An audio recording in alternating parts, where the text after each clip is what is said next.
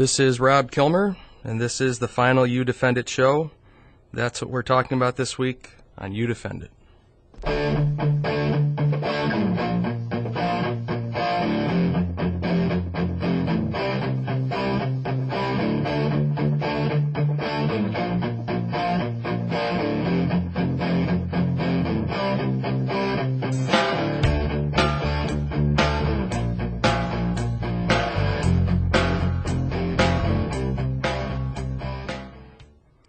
Welcome to You Defend It with Rob Kilmer. The phone number to call into the show is 607-772-1290. Today will be commercial free. We'll break once at around 8:30 for local news. Callers to the show, as always, will need to take a position, be able to defend it with an argument that is factual, not emotional. And if you can't make your point without insulting someone, you can't make your point on the show. Callers and guests will be treated with complete respect. For my part, I will ask questions that matter and give people the opportunity to answer. I'm not going to get into the website today because it'll be changing over to something more oriented towards the debate series after today. Although today's show will be available at www.youdefendit, that's youdefendit.com, later today. And you can listen to it live over the internet at www.wnbf.com. Okay, this is my last show, and the first thing I want to do, which I think people normally do this at the end, but I want to do this first so that I have some time at the end and I don't have to rush this part. And that's the people I want to thank for making this show possible over the last 2 years. I want to thank Laura.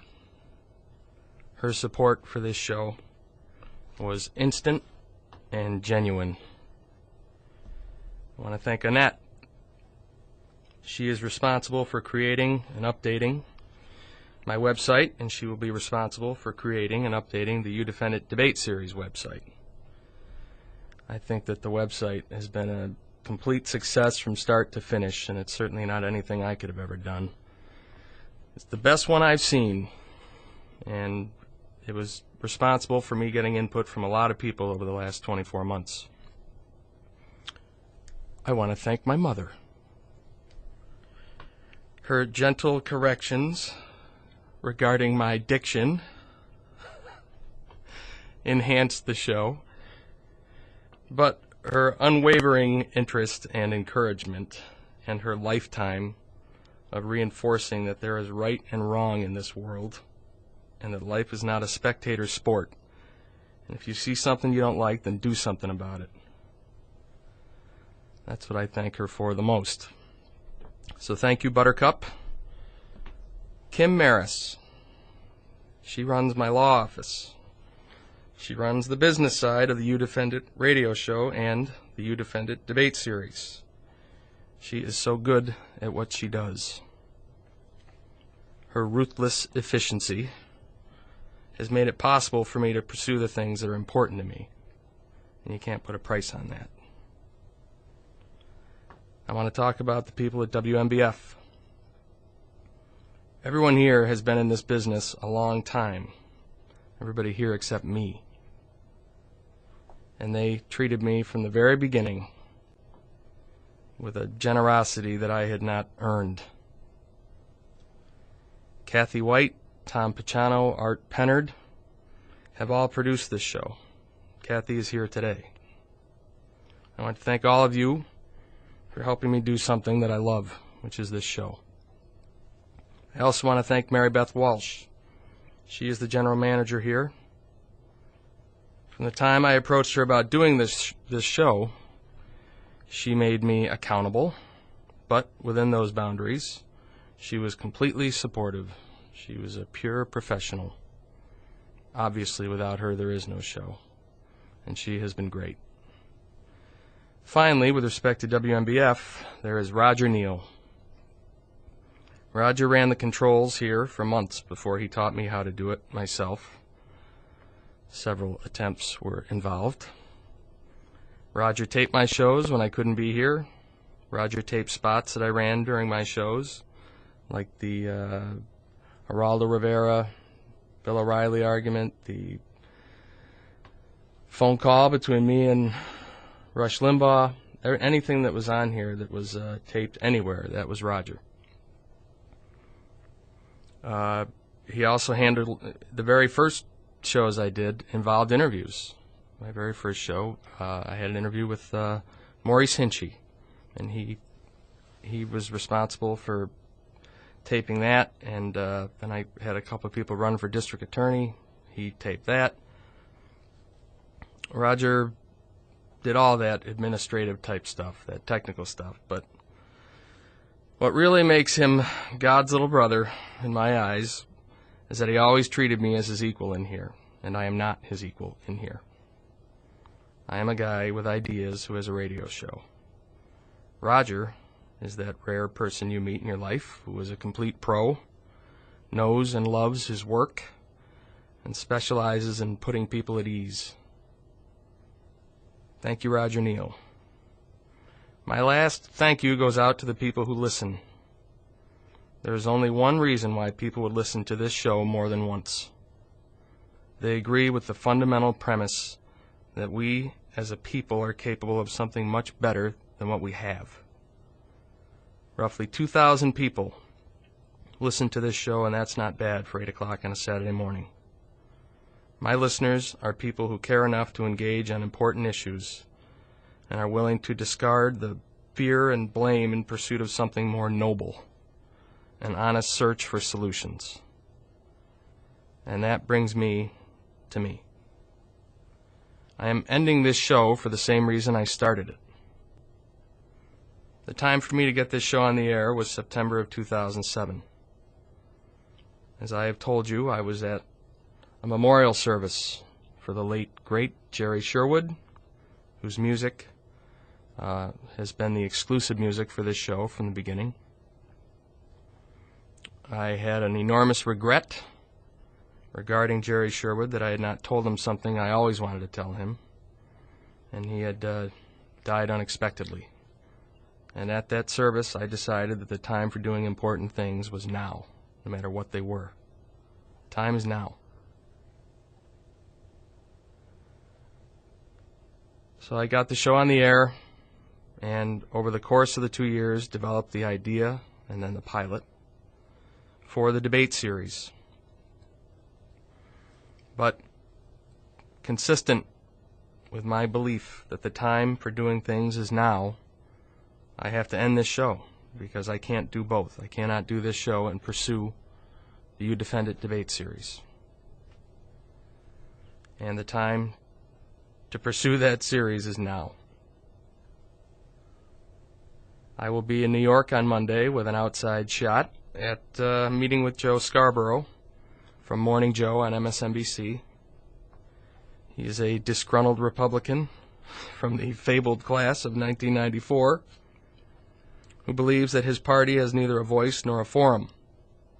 I think that it just so happens I have a fix for that, and I'm going to get to him eventually. If it's not Monday, it'll be sometime after Monday.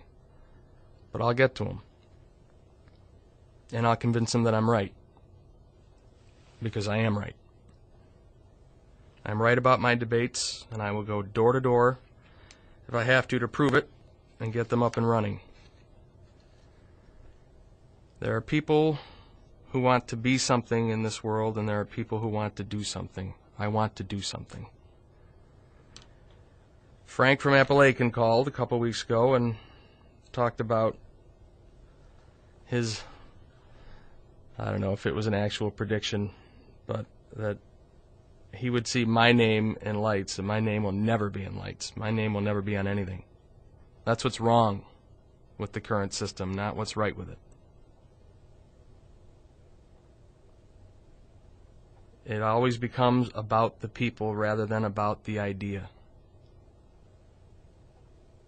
I want something better. I want something that serves America rather than divides it.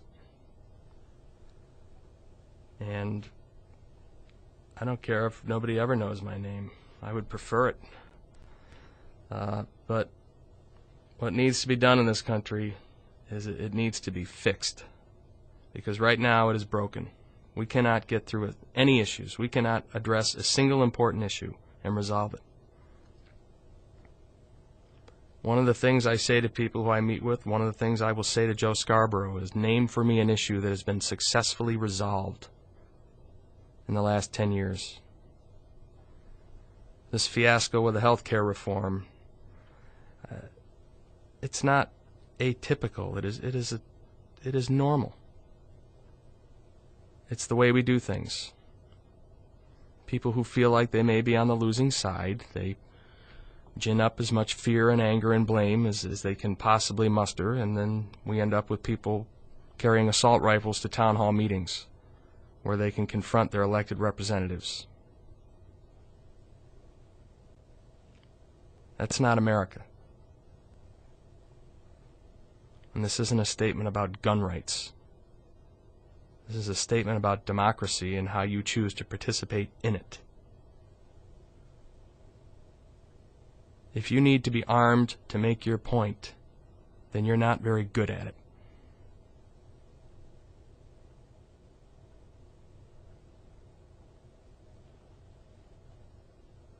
But that's where people are. And they're there because there is an entire cable industry out there absolutely dedicated to scaring and provoking an American public whose only crime is its collective misplaced trust and those who speak to them and at them on television and radio. You have good people misled. That's the crime.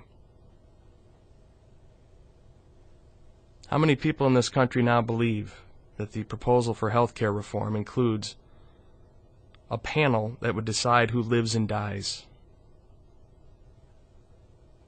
That's despicable.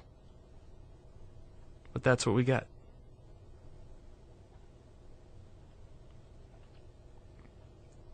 George Bush offered partial privatization, of Social Security in an effort to somehow deal with a looming, definite crisis. That idea was ridiculed and demagogued. You almost never heard partial as an adjective for privatization. In the meantime, what do the Democrats offer as an alternative? Nothing. What are the Republicans offering as an alternative in the health care debate? Nothing. There was an interesting article this week about a town hall meeting that Eric Cantor, Republican, he's the minority whip. I believe that's the third position down in the Republican Party. He was at a town hall meeting and was asked, quite simply, what's your answer? He didn't have one. That is an appalling state of affairs. So I wrote him. I'm waiting to hear back. They need an answer. Politics dictate that they'll come up with one, and they'll need a place to get it out there. I have just such a place. We're all set. When you're ready, I'm ready. But the most important thing to understand about the cable industry, in my view, is that it operates within the broader context of capitalism. And to prevail in capitalism, you need one thing: numbers. And the numbers are on our side. There are more of us than there are of the people who make programming decisions. The public is larger. Consider this. More people are registering as independents than as either Democrats or Republicans. Now, the highest rated political show on cable right now gets about 8 million viewers. Over 100 million Americans voted in the last presidential election. I like to think I'm pursuing something that would benefit the other 92 million.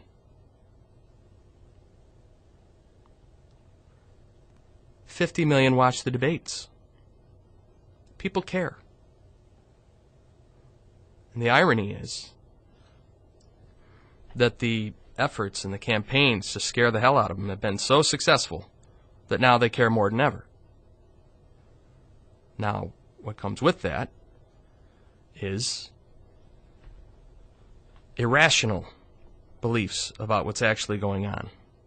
Actually, irrational is the wrong word there, because it's rational for people to believe what they are being told.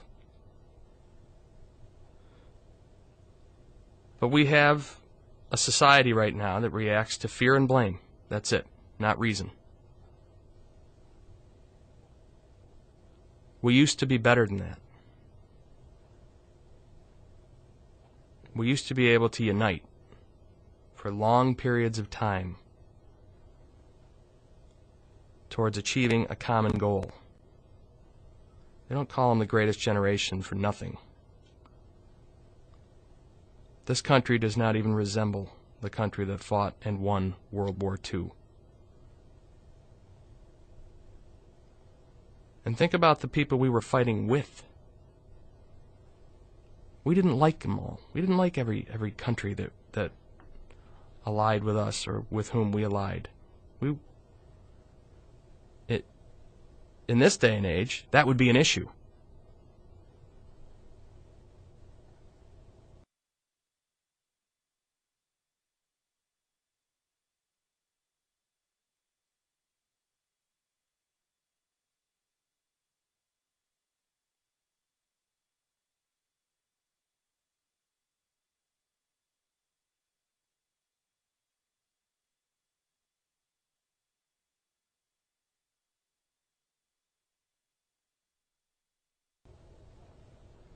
We did what we had to do. We put all our feelings aside. The collective definition on cable of winning is getting enough people angry and fearful that in a poll taken the next day, they might side with you on a particular issue. Winning is never defined on cable as resolving the issue. Ever. I'll go back to it. What major issue has been resolved? Social Security? No. Healthcare reform? No. Even the package that comes out is not going to resolve healthcare reform. It's going to reflect concessions made to industry. It's going to reflect concessions made to fear in order to reassure people you're going to have things taken out of those bills that belong in those bills.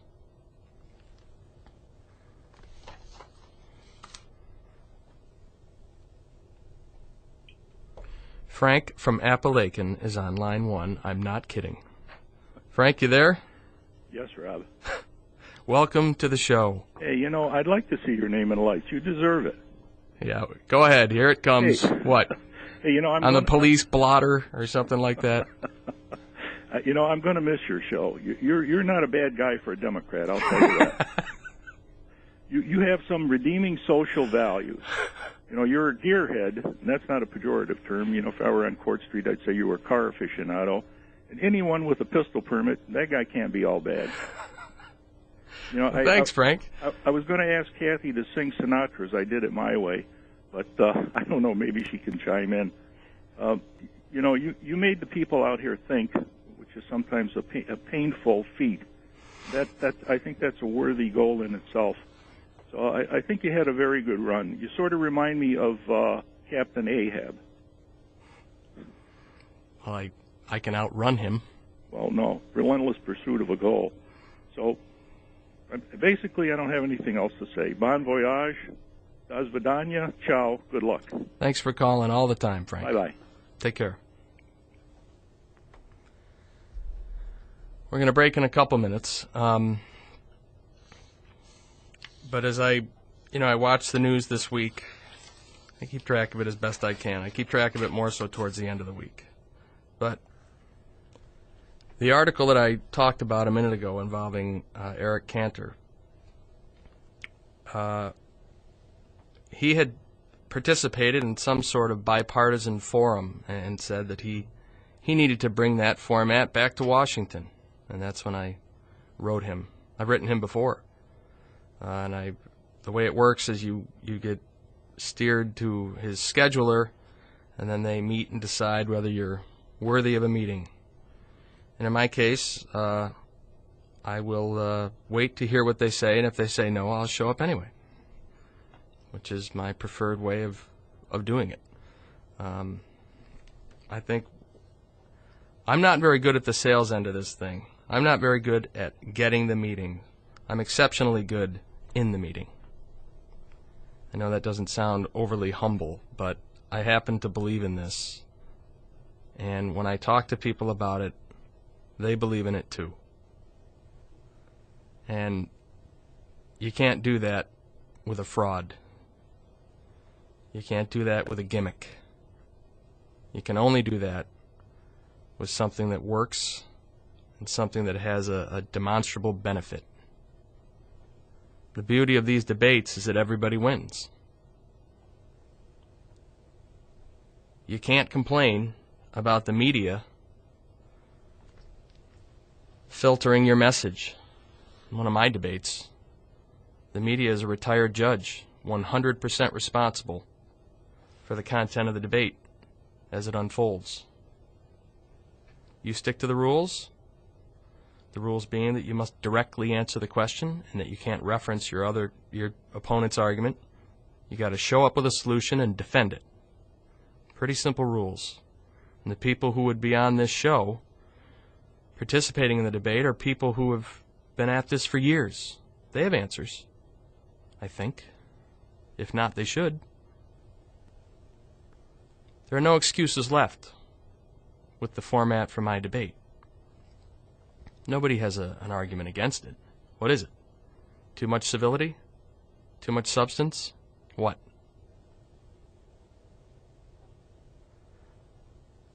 These meetings go well because the debates are the right thing to do right now. When we come back in a minute here, we'll talk more about them. Take a quick break now for local news and be right back after that. You are listening to You Defend It with Rob Kilmer right here on News Radio 1290, WNBF, Binghamton.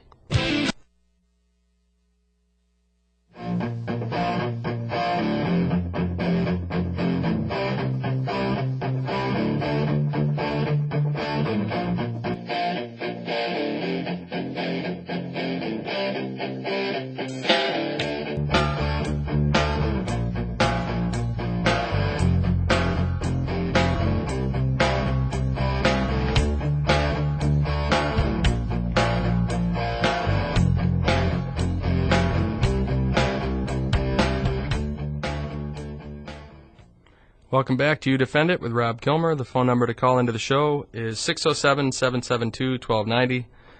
I let the music run a little long there so you could hear more of it. Again, that's Jerry Sherwood. I want to tell you what the immediate future is for the debate series. I'm going to be making a very brief, probably 2-minute video clip that is going to go on a Facebook page. The Facebook page will be owned by the You Defend It debate series.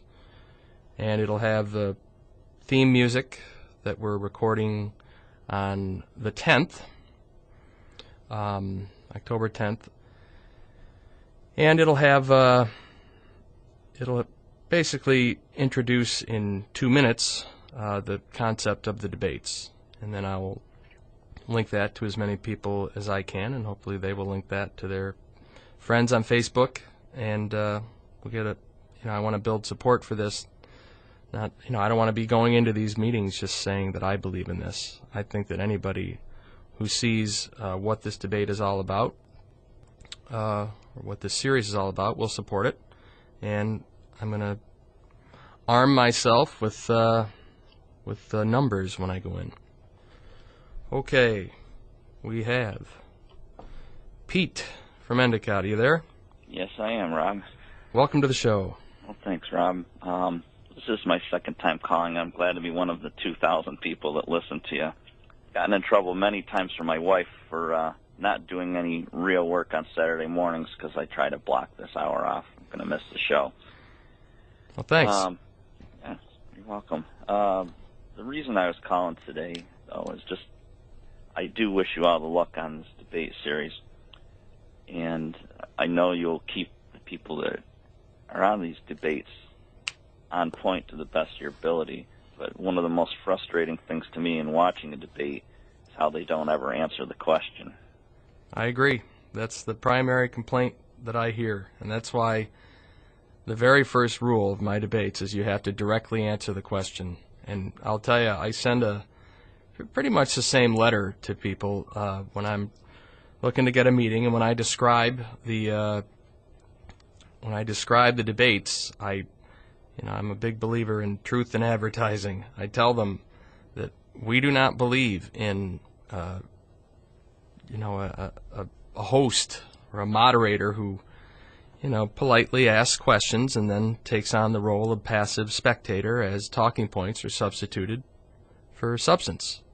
And the person who I have chosen to preside over my debates has a zero tolerance policy for that. And I can tell you because he's a retired judge and I've practiced in front of him and I've seen him. That's going to be, I think that will appeal to the public as much as the other aspect of the debates, which is that people aren't allowed to reference the other person's argument. People are absolutely fed up with questions not being answered. And this judge will stop people in their tracks and say, get back on point now. And I think the public wants that. It's hard for me to grasp that some of the major politicians would even agree to be in a situation like that, because I've heard different ones, even Tony Russell on his show here on the station, say that they've tried to get people to come in, but say like Hillary Clinton, and the only way that she would come in is if she had a list of the questions that were going to be asked, and they stayed on target, and they had no phone calls, so that no hardballs were thrown in by callers. You're not the first person to say that to me, and I was in Los Angeles a few weeks ago talking to a guy who's produced a few things, and he asked me the same question and said, what established politician would subject themselves to your potentially humiliating rules? And the more we got talking about it, it wouldn't necessarily be people who are sitting senators or sitting congressmen or women. It may be mayors from large cities. The point of this show is not to embarrass anyone. The point is to get solutions out there. And mayors appeal to me in that they have had to deal with the failings of their state and federal government, because those failings reflect themselves in those cities' budgets. And not only do they see those failings, these mayors, they resolve them. I want people, perhaps they're the next generation of leadership, people who can show up with solutions and defend them and make the sitting political class look like what they are, which is people who are not accountable. But that's a good question. I'm asked that a lot. And it's, the debate itself has evolved a little bit from that question, where we're considering inviting mayors from big cities who, each debate will be devoted to one narrow topic. And we will look for people who have addressed, and conquered issues related to that topic. Maybe people who have done it, different people who have done it more than one way, and put them together. Maybe two Democrats, maybe two Republicans. It'll be an issue-oriented, not political party-oriented. It'll be people who show up with solutions, defend them, and the public gets to decide what works best for them. All right. Well, hey, again, all the best to you. Hey, thanks. Thanks for calling in. So long. Take care. Yeah, that's an important point. I am asked that all the time. Who's gonna voluntarily subject themselves to that? Well, my initial answer is anybody who's sincere about solving problems. And believe me, nobody's going to get the questions in advance from one of our debates. However, if you saw the pilot, you would know that we go out of our way to eliminate the opportunity for people to stray. I mean, we are not in the gotcha business. We are in the build questions so that people can give substantive answers business. For instance, the Supreme Court, the role of the Supreme Court Justice, which was our topic for the pilot, the questions were all predicated upon this. We said to both debaters, assume that your ideal justice is already sitting on the Supreme Court. How would he or she rule on this issue and why? Now, if you want to go off talking about your opponent, you got to work at it with a question constructed that way.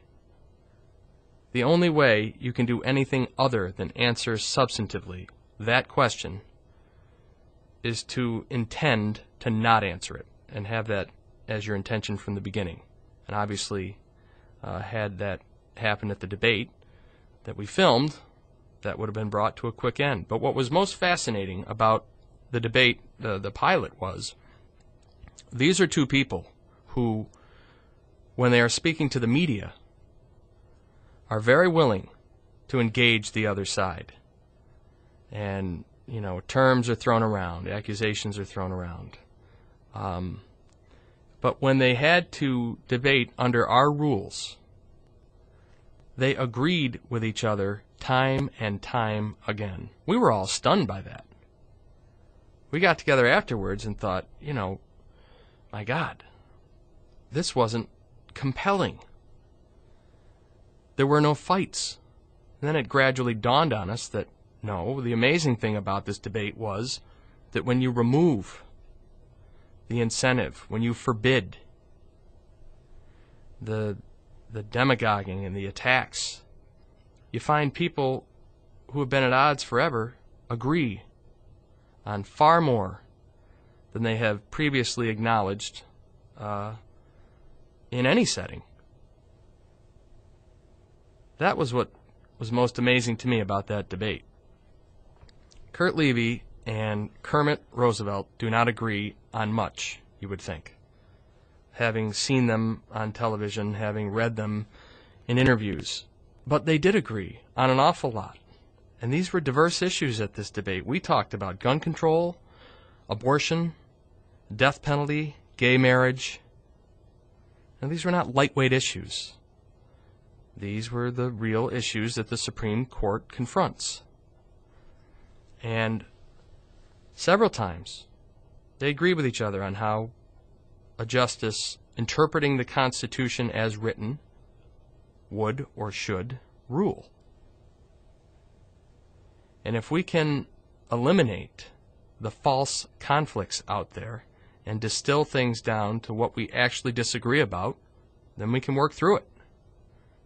But that was the most amazing part of those debates in my mind. In fact, I was just talking with one of the people who worked on the debate yesterday about this in planning for my ambush of Joe Scarborough Monday morning. You know, that's a point I intend to make, that if you want a civil debate, then the hallmark of that debate will be people agreeing who you would not ever believe could agree. When their views are honestly aired, they are similar in a lot of respects. And Newt Gingrich, of all people, to his credit, you know, he preaches that. He says, you know, Democrats and Republicans agree on 80% of the things that are out there. But they won't pass that 80% because they want to continue fighting about the 20%. They just won't work together.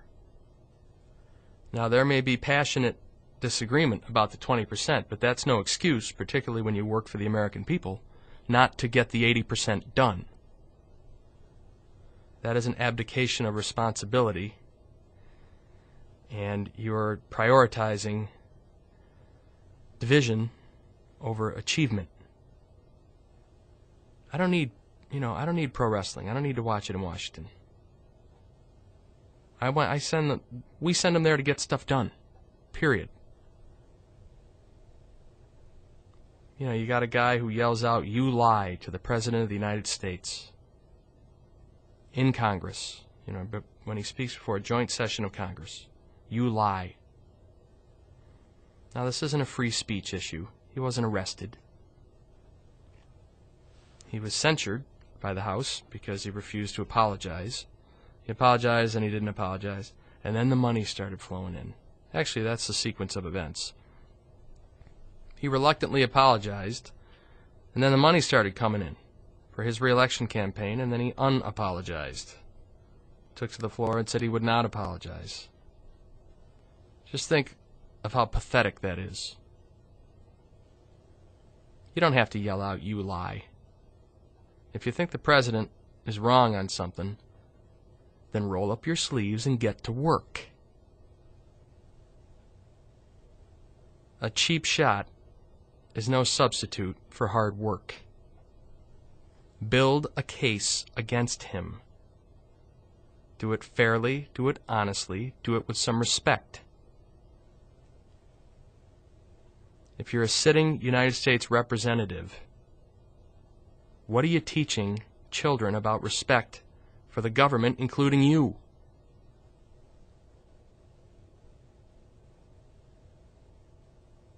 The president is the top rung on the ladder. If he's not entitled to respect, if the office of the president is not entitled to respect, then what is? There's no need for what Joe Wilson did. And it's indicative of a culture that thrives on, is addicted to sound bites without substance. The issue there was immigration, and whether or not immigrants, illegal immigrants, would be covered under this health care reform. If it's in the bill, it's in the bill. If it's not, it's not. You need to yell out, "You lie." That cheapens the debate. All right. Lucas, line 1, you there? Yes. Welcome to the show. Yes, thank you. Now, I think there may be a problem, the parameters of your idea, because you can get a liberal Republican and a liberal Democrat, and you could have, maybe tooth and nail in ordinary debates, but let's say in your format, they'll end up agreeing with each other on many issues simply because they simply have, in other words, the liberal Republican thinks you need to spend a little more on defense. He doesn't want to go quite as far on things like health care and everything else that the Democrat would. Why it is the the leaderships of both parties are far to the left of where the people who vote, where the voters are. And that's been part of the problem. But I want you to understand that the people that we are going to invite to these debates are going to be people who have a proven record of solving a problem. They may be 2 Democrats. They may be 2 Republicans. They may be 2 independents.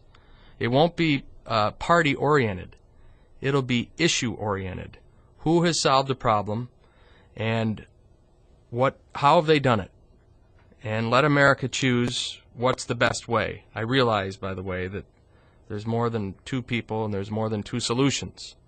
But we're going to try and find people who either advocate a solution or have achieved, and put them together on a stage and have them defend the way they want things done or the way they have done things. It will not necessarily be a Republican and a Democrat.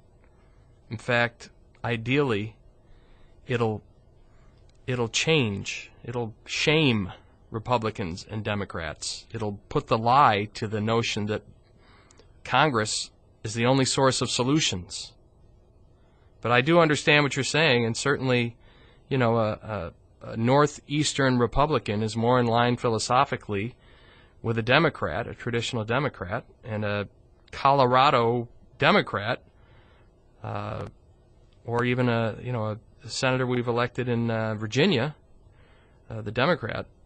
That person doesn't hold. Jim Webb is not a traditional Democrat. Bob, when you get down, well, true, because he used to work for the Reagan administration. I can remember his commentaries in the Wall Street Journal where he attacked Bill Clinton for dumping fresh from the factory combat aircraft, and modern battle tanks, simply dumping them in the ocean after Congress spent the money to build them. Well, and he's also, I believe, pro-life, and he's also pro or anti-gun control. Now, that's not a typical Democrat. That gets but I think that's your point. 5 years from now. Pardon me? Pay attention to what it is 5 years from now, because one of the problems with governments in the Beltway is you have pressures in that city to go to the left. Now, I don't know whether it is a case where you get, characters like Orrin Hatch, who, when they're back home in Utah, they are these rock-ribbed Republicans and all that, and when they come to Washington, all of a sudden they're trying to be the best buddies with the Democrats. I don't know if it's a case where they get gradually worn down in time, because one of my arguments is the people who say, well, I'm a social liberal, but I'm an economic conservative, is that social liberalism is what fuels people to say government has to spend money on this, that, and everything else. Right. Well, most people who claim to be social liberals are, at least in my experience, are talking about issues like abortion and gay marriage and things that don't really involve expenditures of money. Actually, there's been abortion some pressure to put government spending on funding for abortion in as part of the bill. And I mean, there's some money component. That goes back. There's proposals and all that, and there's some that people are saying that. The thing is right now we don't have final bills, so you can't. You have things that go in, and then a couple of days later someone takes it out, and you can say, and then people turn around and say, "Oh, that was never part of the bill in the first place. The other person lied." Well, the thing is that there's proposals that are all over the map. Right. That's the amendment process. Mm-hmm. And the thing is one of the big problems is you end up getting a 1,000-page bill sent to two competing 1,000-page bills coming out of the House and Senate. They go to the conference committee, and then someone in the conference committee, and it used to be that, I think was it Darlin Specter and Ted Kennedy, in past tense Ted Kennedy and their staffs, were major players in airdropping certain things into those bills and then sending it to the floor, have a quick rush vote of a bill that's well over 1,000 pages that no one outside a few people in the committee even know half the stuff that's in there. Yeah, and then the Republicans say, "Oh, I didn't know that was there." Well, the thing is that they rush things through. I think there's a commentary in Wall Street Journal today on the editorial page where they say that there should be a 72-hour waiting period between when something is delivered from the conference committee and people actually have to vote on, because you need time to actually read things and figure out what is actually in these bills. I don't disagree with that. I got to end the call. Okay. But thanks very much for calling today and You're welcome. on other days. Oh, by the way, did they have any idea of what's replacing you? I haven't asked. Oh. I don't know. Okay. If the slot is available, Lucas, if you would like to. Okay. Well, I got a full-time job as it is. Okay. Well, thanks for calling. You're welcome. Bye. Bye. Well, it doesn't sound like Lucas is going to take over next week to me. No. Kathy White shaking her head. No. All right. So, again, the next step for me will be we're putting together a video clip of basically introducing the debates in about a 2-minute time span. And it's going to ask people if they are tired of what they see, and it's going to do so vividly. And we're going to give examples of what's out there now, and then we're going to give an example of what we're proposing. And I will do my best to get the word out on that when it's up and running. All right, got about 5 minutes to go here. I'm going to miss this show because I love it. And I love it because it gives me a chance to get an honest debate going about issues that matter. We're all affected by them. And I've done my best to be fair. And fair, by the way, is not even. I have no control over the way facts unfold. Fair is not even. Fair is fair. But at this point in my life, I want to take it further. And I think not only is this country ready for it, but I think this country deserves it. When you think about the history of this country and the enormous issues, internal issues that we have overcome, and the inability right now to overcome even the smallest issue, I think a reasonable person looking at us now, knowing the history of this country, you could only conclude that we're going backwards. We are not able to do what we used to do at a time when it's more important than ever that we do it. We have looming crises in Medicare and Social Security.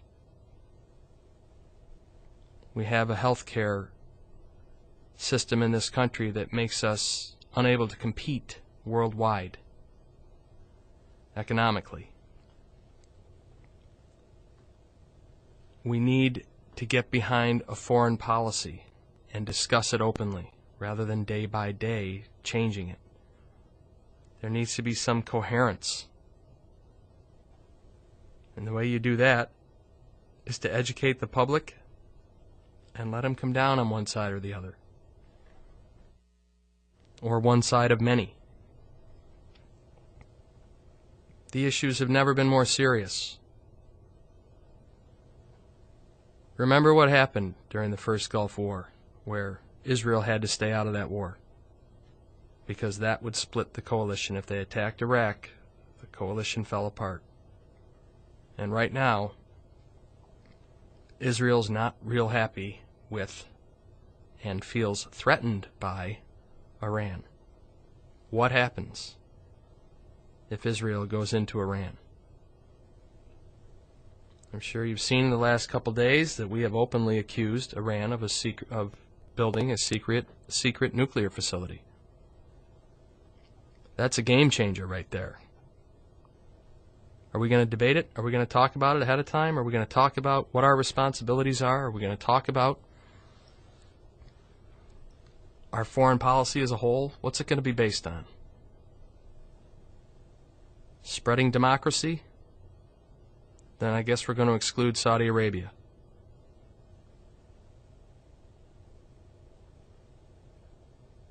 We need to have fundamental discussions in this country about what our policies are and should be. The only way to have that is to do it honestly, and to do it without emotion, and to do it in a way that respects the American public. You know, the tagline for my debates is, debates worthy of the issues being discussed and the Americans whose lives are affected by them. The only type of debate that's worthy is an honest one. There's no future in fear, because fear never resolves anything. Ever. Fear is what makes you make instant decisions,